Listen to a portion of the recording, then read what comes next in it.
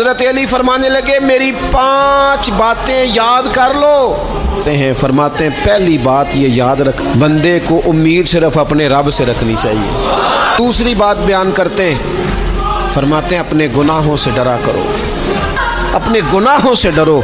اور تیسرا مولا علی شیر خدا رضی اللہ تعالیٰ عنہ فرماتے ہیں اگر تم جاہل ہو نا، تمہیں پتہ نہیں، تو علم کے بارے میں سوال کرنے سے کبھی نہ شرمانا، پوچھ لینا، فائدہ ہوگا۔